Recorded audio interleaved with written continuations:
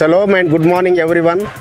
పరిశుద్ధులందరికీ మరి యొక్క పులియ రొట్టెల పండుగలో మనము చివరి దినమున మహావిశ్రాంతి దినమున ఉన్నాము. ఈ సాయంకాలంతో పండుగ మనకి ఎండ్ అవుతుంది. మరి అనేకమైన ఉపదేశాలు మనం విన్నాము, బలపరచబడ్డాము. షావత్తు పండుగ కొరకు ఆ యొక్క పరిశుద్ధాత్మ నింపుదల కొరకు మనం సిద్ధపడదాము. ఈ దిన కృపావాక్యము చూసుకుందాము. యోహాను సువార్త 12వ అధ్యాయము 3వ వచనము.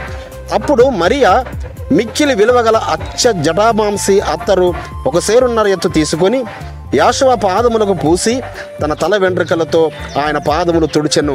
ఇల్లు ఆ అత్తరు వాసనతో నిండెను. మరి 6 రోజుల ముందు, పస్కా పండుగకు 6 రోజుల ముందు యాషువ మెస్సేవారు బలి అవ్వడానికి ముందుగా ఆ బేతనీయ పట్టణంలోనికి ఆయన వచ్చాడు. ఆ వచ్చినప్పుడు అక్కడ మరి ఆయనను ఆతిథ్యం ఇవ్వడానికి పిలిచారు. అక్కడ మార్త ఉపచారము చేస్తున్నది. మరియా మరి అత్తరు తీసుకొని యాషువ మెస్సయ్య మీద అభిషేకించింది, తన పాదములు తడిపింది, తన తల వెంట్రుకలతో తుడిచి పరిచారం చేస్తున్నది.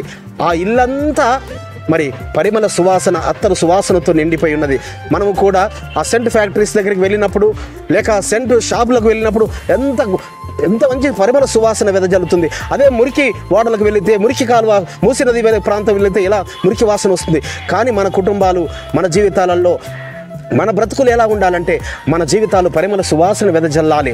మన బ్రతుకులు పరిమళ సువాసన వెదజల్లాలి. మనం ఆయన నీతిని అనుసరిస్తున్న జనాంగంగా, ఆయన పరిశుద్ధ పండుగలు ఆచరిస్తున్న జనాంగంగా, ఆయన పరిశుద్ధ నామమును స్మరిస్తున్న జనాంగంగా ఆ మరియా, మార్తలు, లాజరు ఆ చేసిన ఉపచారము వారు మరి పగలు యాషువ మెస్సేవారు ఏం చేసేవారట? పరిశుద్ధులారా, పగలంతా మందిరానికి వెళ్ళి సువార్త చాటేవారు. రాత్రి అంతా గెత్సేమనే తోటలకు వెళ్ళి విలపించుచూ ప్రార్థన చేసేవారు. ఆయన విశ్రాంతి కావాలనుకున్నప్పుడు ఈ బేతనీయకు, ఈ యొక్క లాజరు గారి, ఈ మరియా మార్తల గృహానికి వచ్చేవారు. కానీ వారు ఎంత గొప్ప ధన్యతను పొందుకున్నారు. ఈ దినం వరకు కూడా ఆ దేశంలో, ఆ బేతనీయలో మరి అక్కడ వారి యొక్క ఆ లాజరు సమాధి అక్కడ సాక్ష్యం ఇస్తుంది. ఆ మరియా మార్తల పేరట ఉన్న ఆ యొక్క మందిరాలు కట్టబడ్డాయి, వారు సాక్ష్యం ఇస్తున్నారు. మరి మన జీవితాలు కూడా పరిమళ సువాసన వెదజల్లేగా విధముగా, అత్తరు వాసన ఉండే విధంగా మన నోటి నుంచి పలికే మాటలు మృదువైన మాటలట కోపాన్ని చల్లారుస్తాయట.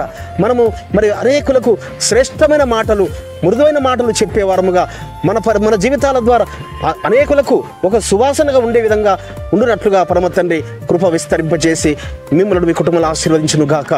ప్రార్థన చేసుకుందాం. పరిశుద్ధమైన తండ్రి, అనుదినం మీ కృపావాక్యము చేత మమ్మల్ని బలపరుస్తున్నారు.